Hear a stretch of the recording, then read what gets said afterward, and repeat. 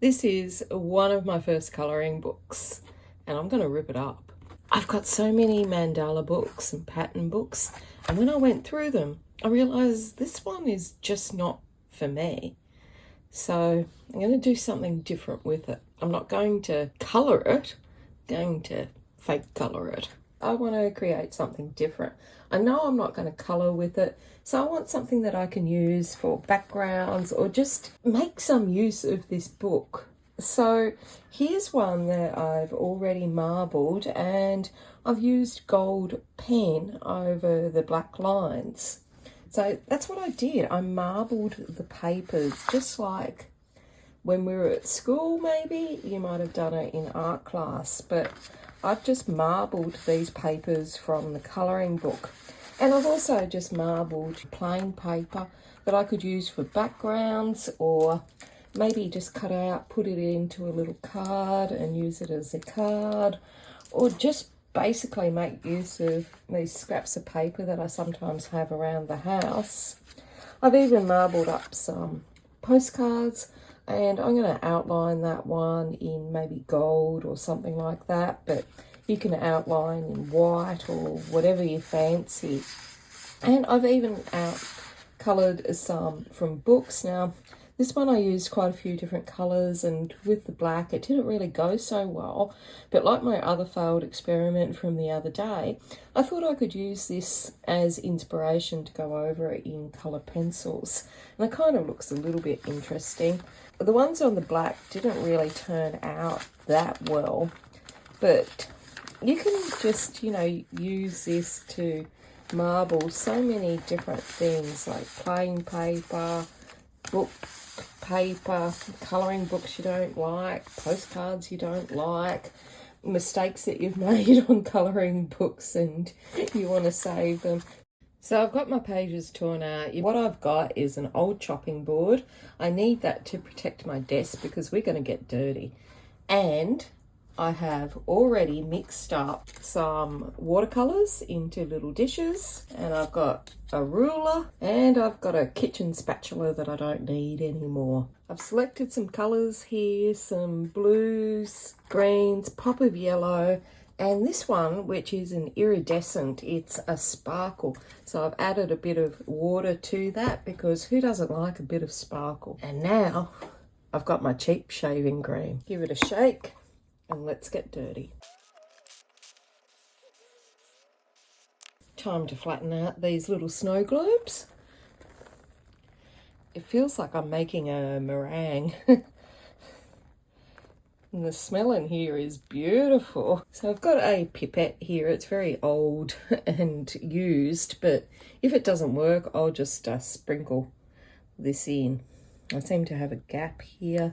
So I want to just put some colour into this, just sort of a bit random. That'll do. Now you need to have plenty of paper, spare paper available, as well as what you are going to marble, because this is what we're doing. We're just basically marbling, and you can use either watercolors or acrylic paints. Experiment, see what you like. But I have found every time I've done this, I've got so much left over that I've ended up just marbling a pile of plain paper, like plain copy paper, which has worked out super well because then I can cut it up and do all sorts of things with it, use it as backgrounds or whatnot. Blue in here, and maybe a dash of yellow.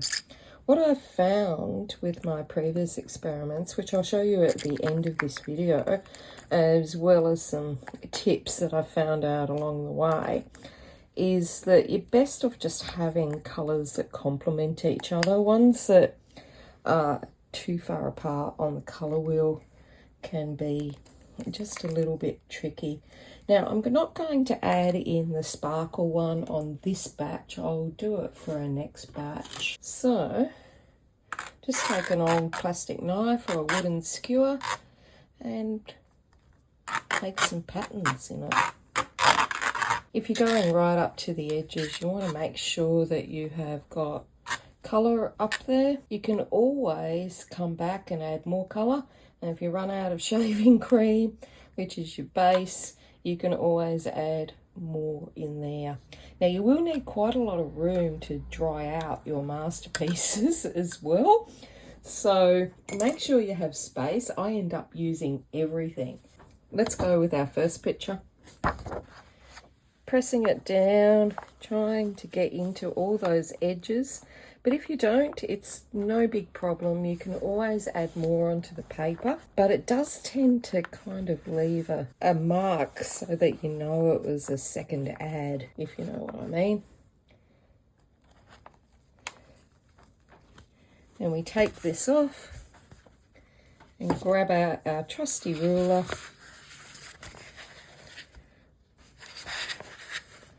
and wipe the excess off. Now I just put the excess back, and I'll give that a bit of a move around because it's made a hole. But you can see what I mean about it getting messy, but I have no space. The bit that you can see with the cookie tray here is literally the size of the room that I have on my desk. So I have no space to put anything. And normally I would use the chair, but Millie is sitting on it. So, and I'm standing up, so that's not going to work. So I'm going to speed through these. Now you can add more colour, and you can go back once it's dry and dip it again. And if you don't get all this shaving cream off on this first round, don't worry, it comes off really easy once it's dry.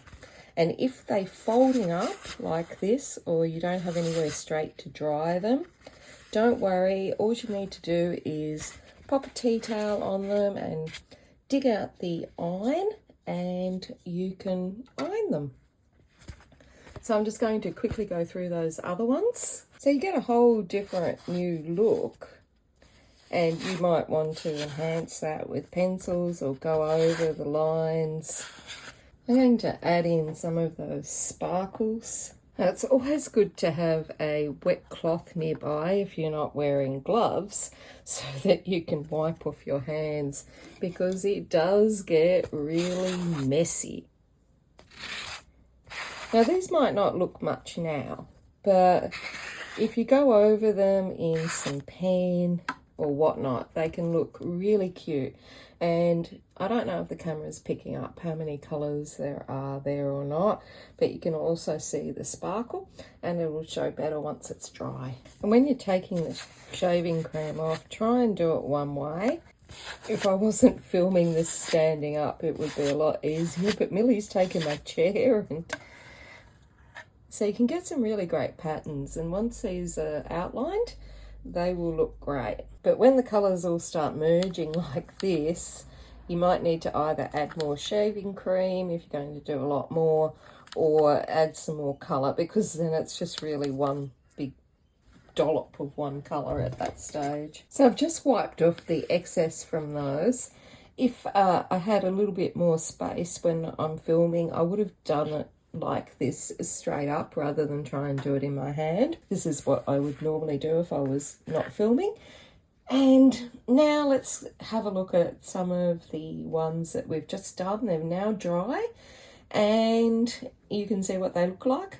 I've gone around some of these ones with pen so that they have a different look.